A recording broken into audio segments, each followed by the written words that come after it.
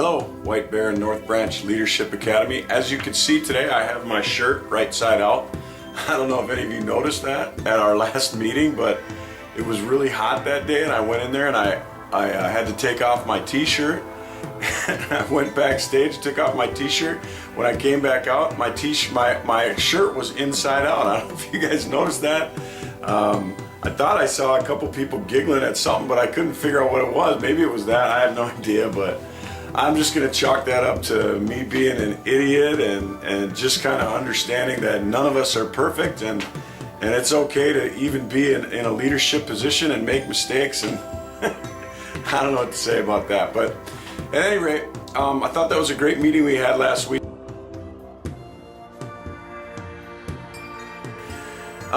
That said, I want to welcome you, and I just want to let you know I create these YouTubes from time to time just to sort of rehash the things that we talked about in our sessions, but also this time specifically, there are a few people that couldn't make it to this session, so I wanted to kind of introduce the program and then walk them through the first few exercises.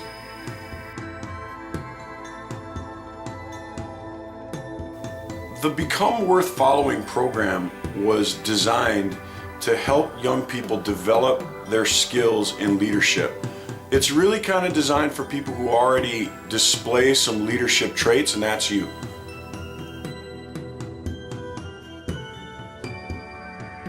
Okay, so the program itself is 7 sessions long. And why is it 7 sessions? Well, we believe at the Leadership Academy that if you're just going to go through a one-time leadership seminar, that's all good and fine, but the real changes and development come over time. So we believe that doing it over a 7-session period is a lot more effective. The other thing that it involves is doing some exercises in a workbook and getting involved in these sessions and using the workbook to kind of guide your development through these sessions. The other thing we ask you to do is to journal, to keep a journal. Your athletic director should have given you a journal and a workbook. If you haven't received both of those things yet, talk to your activities director about that and they will get it to you right away. The other thing that we ask is that you friend me, Peter Howard Ockuly. Okay, that's my middle name is Peter Howard. And you can see here that this is how you spell it. So I'd like you to friend me on Facebook. Now don't just friend Peter Ockuly, that's more like my personal Facebook. This is more for the Worth Following program. It doesn't matter, you can friend me either way, and I don't really care, but the most important thing is that you friend Peter Howard Ockuly, and then I will invite you to become a member of a group that is the Worth Following group for North Branch and White Bear. So let's walk through the exercises real quick that we walked through, and if you missed them, you can take them now, and otherwise you can just review them.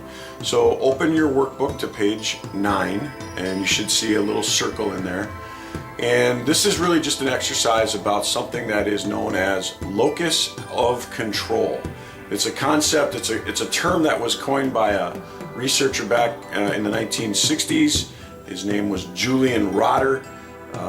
And he basically noticed that leaders, effective leaders, believe that they have control over a lot of things in life. Ineffective leaders typically believe that they are sort of at the whim of the world. You know, things affect them and they have no control over it. So people who are leaders have what we refer to as an internal locus of control, meaning we control it within us. People who are not effective leaders have what we call an external locus of control. They believe that the world is just kind of kicking them around. What I'd like you to do right now is to look at those 2 circles, and you can read through the instructions at the top of the page, but all you really have to do right now is just write down the things in your life that you believe you have perfect control over. Some examples would be, I believe that I have perfect control over my health. Okay, I have perfect control over my health. Other examples would be where I live. I have control over where I live. Now, you might not have 100% control over that right now, but very soon you will be. You will have control over that. So the purpose of this is to distinguish between the things that you have control over and the things that you don't have control over. And what a lot of people find is that even though they think they don't have control over certain things, it turns out they have more control than they believe. And that's really what this whole exercise is all about, is to get you to look at the things that you have control over.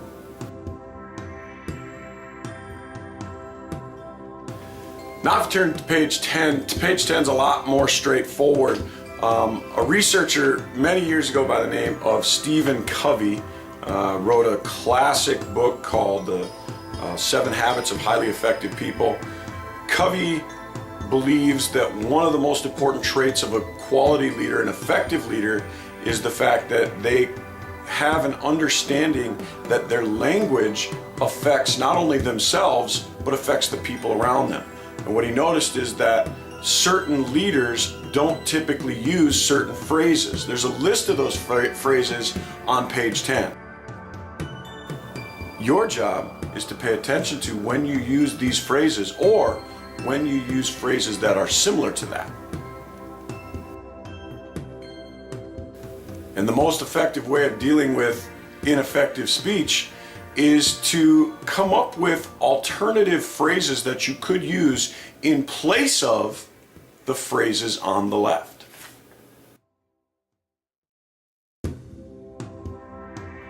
If you look at page 11, you're going to read a little story, and I think it's a great story. And down below that, there's a little spot for you to write just your reflections about the story.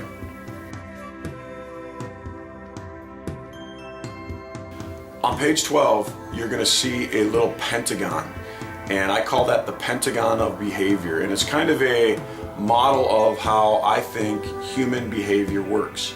I'll just give you a little hint right now. The R stands for results, the results that you're getting in life. So the results you're getting in life come from blank. I'll give you a hint. It starts with an A.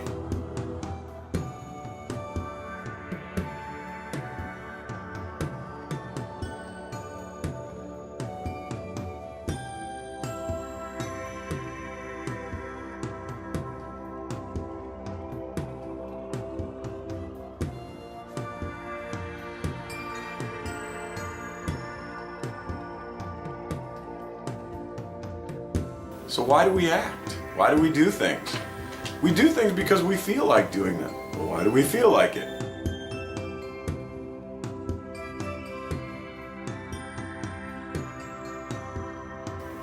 So why do we feel a certain way about a certain thing?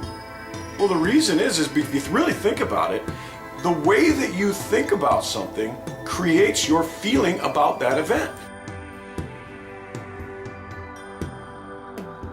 Well, where do our thoughts come from? That's a tough one. Most people say that your thoughts are really just kind of who you are. Some psychologists refer to that as your self-identity. But where does your self-identity come from?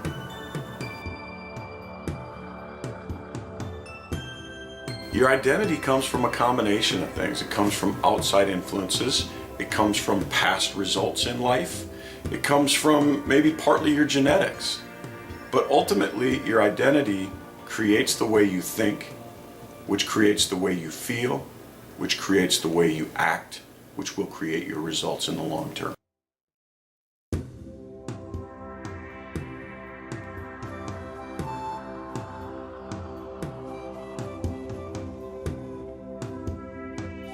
I just think that's a good model that should help you as you think about how you influence the people around you to act.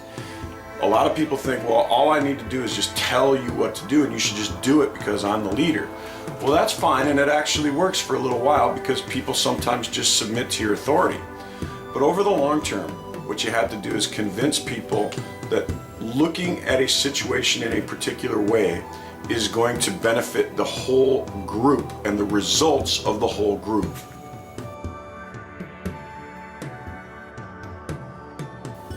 So leadership, when it comes right down to it, is influence. How do you influence the people around you? one of the ways to create influence is simply to be the best person that you can be. People look at you and they say, that person's on the right track. I want to go in the direction that that person is going in.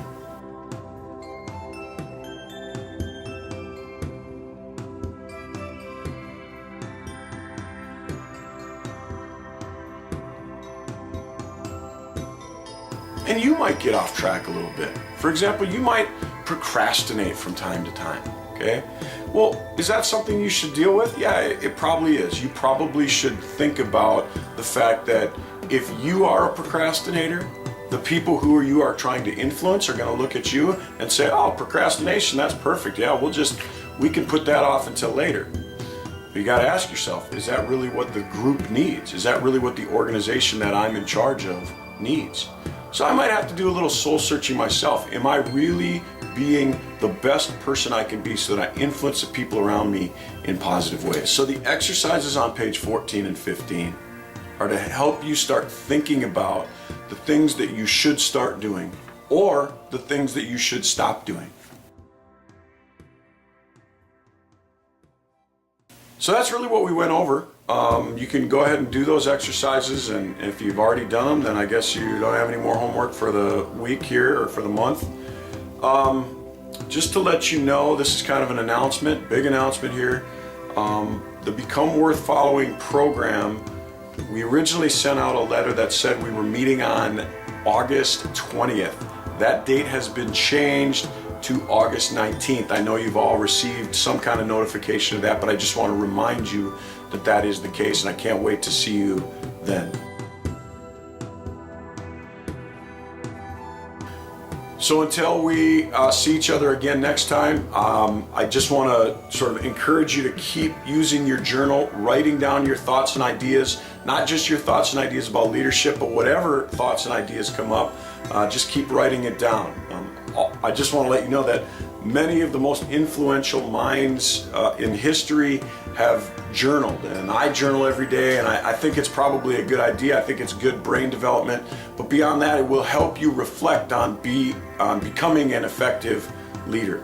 The other thing I want you to do is just keep checking Facebook. I'll keep reminding you, and if you need any help with that, certainly email me at petertheleader@q.com. If you haven't yet signed up for Remind 101, I will show a slide here at the very end of this as to what to do so that you can get the notifications. Finally, just keep being the leader that you were selected to be. You got to remember, folks, you were selected as your group's leader for a reason. You are worth following already. That's a big responsibility, and that's what this whole program is about, is helping you to fulfill that responsibility. So, do the best you can, keep journaling, check Facebook.